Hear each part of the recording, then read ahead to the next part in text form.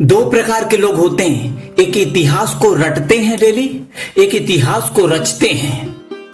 Depend ये करना है आपको बनना क्या है, इतिहास रचना है या इतिहास रटना है।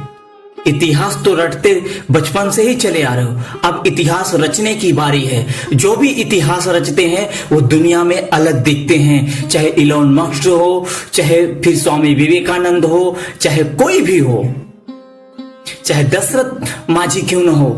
दशरथ माझी का बीवी प्रेग्नेंट थी, डिलीवरी का टाइम था, वो हॉस्पिटल लेके जा रहे थे।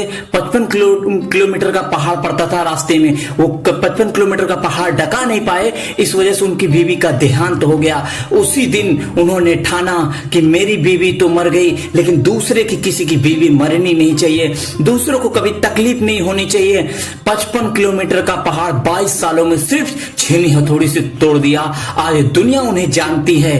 भले जब तोड़ रहे थे लोग मजाक उड़ा रहे थे, ये क्या कर रहा है, अपना फालतू का समय बर्बाद कर रहा है, मीडिया वाले भी आके मजाक उड़ाते थे, पर वो कभी हारे नहीं। उनका एक ही नारा था, मेहनत कर इतना कि खुद पे गर्व हो, मेहनत कर इतना कि खुद पे गर्व हो, और दुनिया को क्या भरोसा, वो आज नहीं तो कल बदल ही जाएगा।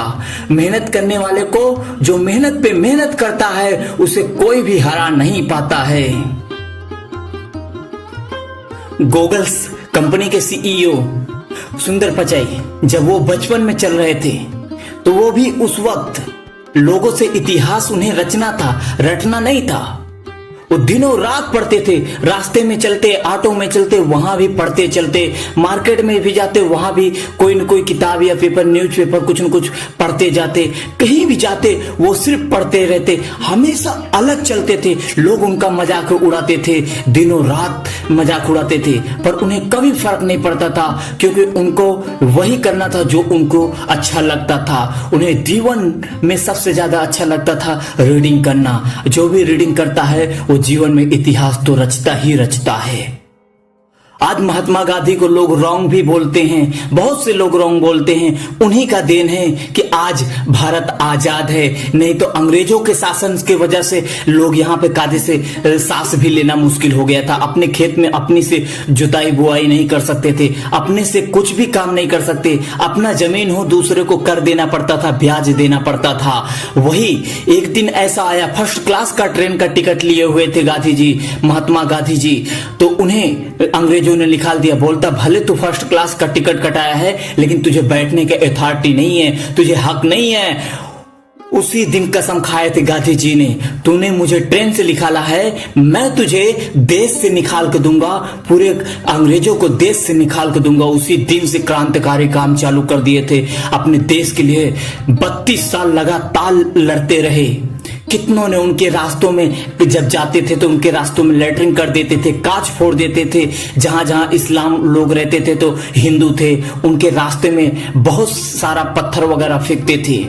पर उन्होंने लड़ा, हिंदुओं से भी लड़ा, मुस्लिमों से भी लड़ा, सारे देश से लड़ा। ना ही अंग्रेजों से लड़ रहे थे, बल्कि अपने देश के जो भी यहाँ पर रहने वाले थे उनसे भी लड़ रहे थे, क्योंकि उन्होंने भी धोखा दिया था। तभी तो भारत का टुकड़ा हुआ, क्योंकि उन्होंने धोखा दिया, अपना स्वार्थ सीधा किया। पर महात्मा गांधी ने अपना लक्ष्य नहीं छोड़ा, अपना होलिया नहीं छोड़ा, अपना हौसला नहीं छोड़ा कभी। इसलिए महात्मा गांधी का आज फोटो है। हमारे देश की झांसी की रानी, जब उसका कोई साथ नहीं दे रहा था, तो उस वक्त फिर भी उसके छोटा सा बच्चा था 2-2.5 साल का, उस बच्चे को पीठ पे बांध के लेकर घोड़े से निकल पड़ी लड़ने के लिए, अपने देश को, अपने एरिया को, अपने राज्य को बचाने के लिए। क्योंकि उसके दिल में भले डर था कि बच्चा मर जाएगा, कुछ हो जाएगा, लेकिन जिएगा तो गर्व की जिंदगी जिएगा। बस यही ठान के झांसी की रानी रण में कूद पड़ी, पीछे बच्चा बांधी थी। यहाँ लोग अकेले लड़ने को तैयार नहीं है, वो अपने बच्चों को भी बलिदान करने के लिए रण में कूद पड़ी थी। वो झांसी वाली रानी थी, तभी तो इतिहास उसको याद करता है। खूब लड़ी मर्दानी थी, वो झांसी वाली रानी थी। आज हमें भी गर्व होता है उस झांसी वाली रानी पे कि ऐसी भी वीर सपूत्र अपने देश में पैदा हुए, ऐसी ऐसी जननी, ऐसी ऐसी माताएं पैदा हुई जो अपने देश के लिए लड़ी, अपने देश की शान के लिए लड़ी। अगर आपको इतिहास रचना है तो शर्म भूलना पड़ेगा, लोगों का ताना भूलना पड़ेगा, अपना दर्द भूलना पड़ेगा, ना जाने कितने सेक्रीफाइस करना पड़ेगा। जो सेक्रीफाइस करना नहीं सीख सकता वो सक्सेस नहीं हो सकता, इतिहास नहीं रच सकता। अगर जो आज सबसे ज्यादा पिज्जा को कौन नहीं जानता? हाँ, पिज्जा बनाने वाला सबसे बड़ा पिज्जा की कंपनी कौन है? मैं नाम नहीं लेना चाहूंगा, लेकिन आपको बता दूं, जो भी पिज्जा कंपनी के इस समय सबसे बड़ा है, पूरे देश में नेटवर्क कर रहा है, वो भी 1009 बार फेल हुआ था। अपनी डिशेस को लेके जाता दरे दरे होटल में, दरे दरे के होटल को दिखाता, लोग ताना मारते, लोग कुछ भी बोलते बकवास है, ये है वो है, उसकी कोई वैल्यू ही नहीं करते थे। लेकिन एक दिन आया, अपना खुद का एक गाड़ी के अंदर से चालू किया था, उसके बाद फिर शॉप लिया, शॉप के बाद कई बार ऐसा फेल हुआ, 1009 बार फेल होकर भी इतिहास रचा ना। तभी तो जोमेटो को आप लोग जानते हो, नहीं तो कौन जानता था? सोच लो, 55 साल के उम्र में सक्सेस हुआ।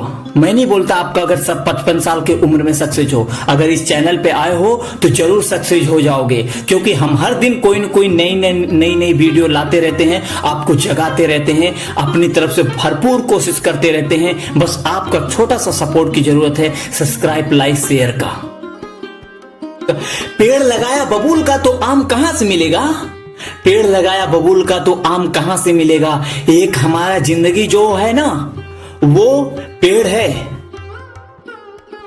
डिपेंड करता है हम पेड़ किस तरह के लगा रहे हैं, फल देने वाला या कांटे देने वाला, या फूल देने वाला या फल देने वाला, ये आप डिसाइड कर सकते हैं। एक बहुत प्रकार के झाड़ लगाते हैं लोग, पेड़ लगाते हैं, लेकिन अपने अपने औकात के हिसाब से लगाते हैं, अपने अपनी सोच के हिसाब से लगाते हैं। जो भी बिजनेस का पेड़ लगाता है, जो अपने लाइन का रचता है, जो इतिहास रचता है, वो दुनिया से अलग चलता है। शुरू में तो लोग बम भी फेंक देते हैं, कौन नहीं जानता किसके ऊपर नहीं आक्रमण हुआ है। जिसने भी आज अपने देश को गर्व की जिंदगी जीने के मजबूर किया है, उसने बहुत सहा है। छत्रपति शिवाजी महाराज जो यहाँ पे अपने महाराष्ट्र में सबसे ज्यादा माने जाते हैं, वो मराठी थे, लेकिन उन्हें कितने मुगलों ने सताया, कितना इस्लाम लोगों ने सताया। उनके एक एक नाखून को निकाल लिया गया, उनके ऊपर एसिड फेंका गया, उन्हें तरह तरह के कीला उनके हाथों में चुभाव दिया गया,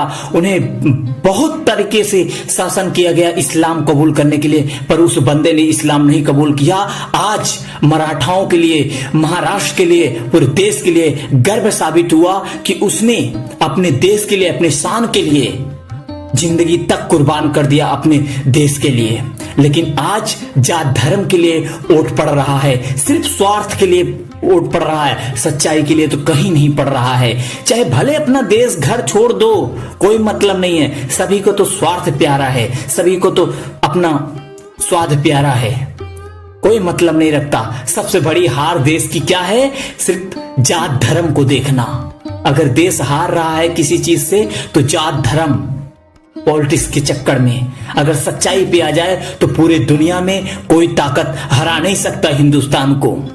सबसे अच्छे डॉक्टर हिंदुस्तान में पैदा होते हैं, सबसे अच्छे साइंटिस्ट हिंदुस्तान में पैदा होते हैं, लेकिन यहां रहते कौन हैं? क्योंकि यहां तो लोग एक दूसरे को नीचा दिखाने को तैयार है ना, तो लोग भाग जाते हैं, अमेरिका भाग जाते हैं, कहीं न कहीं चले जाते हैं। क्यों? क्योंकि वो वहां पर उन्हें सपोर्ट दिया जा रहा है, उन्हें फैसिलिटी इतना अच्छा दिया जा रहा है। लेकिन यहां पर लोग जात धर्म से बाहर निकलना ही नहीं चाह रहे हैं। इतिहास तभी रचोगे जब तुम अपने धर्म से, अपने कर्म से, अपने आप से आगे बढ़ोगे। इतिहास अगर रचना है तो ये पॉलिटिक्स वाले को छोड़ दो, इन लोगों को छोड़ दो, ये आपस में लड़ा के भाई को लड़ा के आगे बढ़ते हैं।